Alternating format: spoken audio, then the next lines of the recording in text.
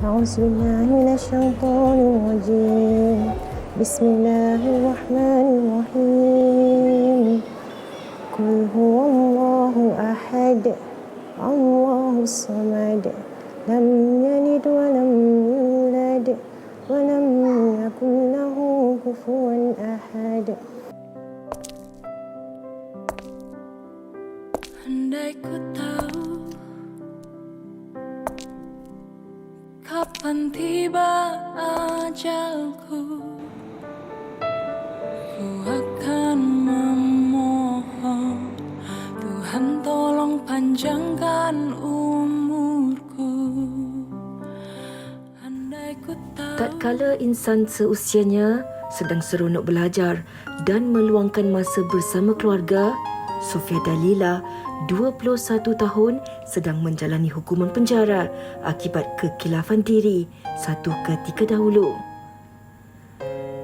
Saya berada dalam tahanan ni selama 2 tahun 2 bulan atas kesalahan Seksyen 39A2 dan 12.2 ADB atau dadah berbahaya.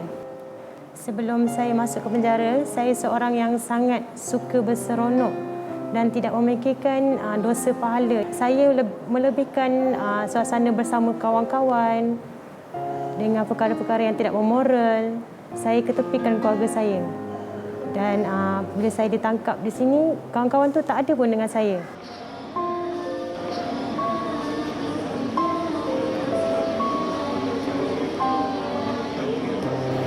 Tidak pernah menyangka akan menghabiskan usia mudanya di sebalik tirai besi. Ibarat dilahirkan semula, dirinya yang satu ketika dahulu alpa dan tidak mengenal agama, kini diberi peluang untuk memperbaiki diri dengan kelas pengajian agama yang disediakan oleh pihak penjara. Dikatakan 2 tahun saya di sini, saya dah khatam Al-Quran sebanyak 6 kali. Dan saya bacaan dalam solat, saya dah hafal. Dan Al-Mulk, surah Al-Mulk sebanyak 30 ayat. Alhamdulillah saya mampu membaca, tetapi ada juga yang salah-salah sedikit. Yang saya pelajari dalam penjara ini adalah satu pelajaran ilmu yang kita tak akan dapat di mana-mana, dari segi tata cara kita untuk mengawal emosi. Ilmu agama dekat sini sangat luas. Ustazah ataupun cikgu-cikgu sentiasa guide apa yang kita nak lakukan. Penjara bukan sebagai tempat hukuman, malahan kini penjara dilihat sebagai tempat pemulihan dengan memberikan pelbagai bimbingan kemahiran dan pembelajaran rohani sebagai persediaan kepada para banduan untuk kembali kepada masyarakat satu hari nanti. Kat sini kami lebih kepada kawan ataupun cara kekeluargaan. Rapat untuk mudah kami take, sebab kami kat sini tak boleh guna cara penjara sebab penjara mereka menjaga. Kami kat sini lebih kepada pemulihan, kena tarik sedikit demi sedikit, buat macam itu keluarga kita. Untuk yang macam tadi adik kita tadi yang kita ni, dia lama dia dekat sini. Bermula daripada banduan muda, naik ke seterusnya. Kesalahan yang dilakukan dadah lah. Dan masa awal dia masuk pun mula-mula agak, orang kata macam mana kata, kami untuk menerima dia sebab dia ada bawa satu dia punya keras dia tu. Nak repo dengan dia pun ambil masa. Dan dia sangat impress sebab awal-awal tu bila kita ajak ke kelas agama dia menolak.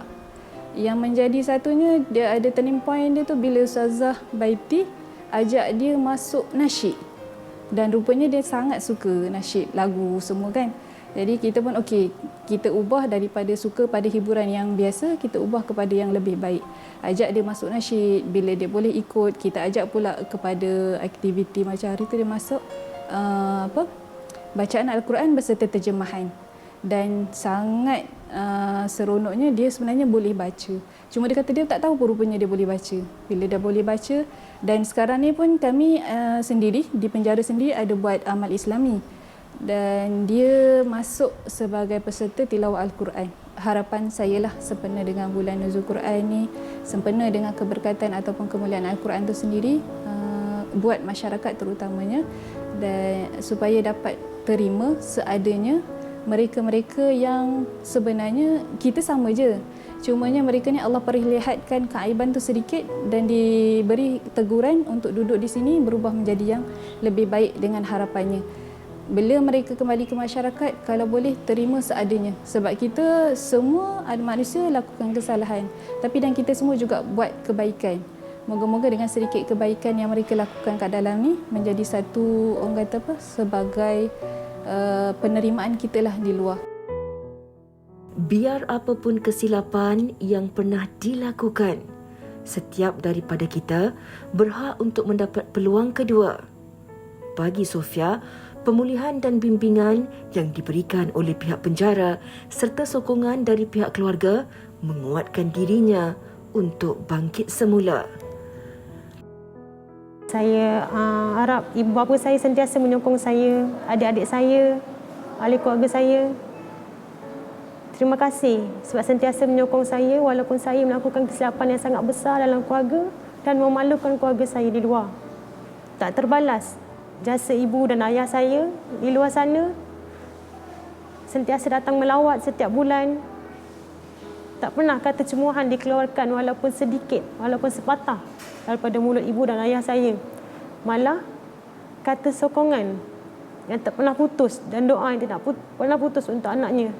Untuk rakan-rakan ataupun sahabat di luar sana, saya harap jadikan perkara ini satu pengajaran kerana berjauhan dengan dunia realiti amat menyiksa jiwa dan raga kita sendiri. Doalah supaya Allah jentikkan hati kita dengan sinar cahaya hidayah supaya kita ingat yang Allah itu menguji kita dengan sedikit kesusahan tetapi dibalas di akhirat dengan semuli-mulianya. Mendung berarak dalam kehidupan, mengharapkan sinar baharu di sepanjang perjalanan. Semoga istiqamah menjadi destinasi terakhir buat dirinya yang melangkah ke destinasi baru kehidupan.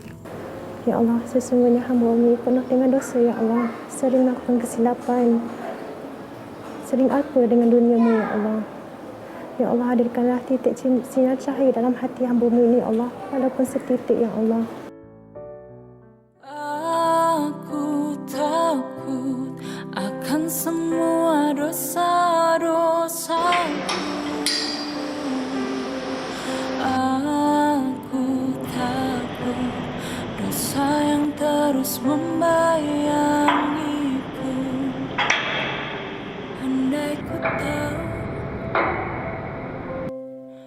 malaikatmu kan menjemputku, izinkan aku mengucap kata taubat.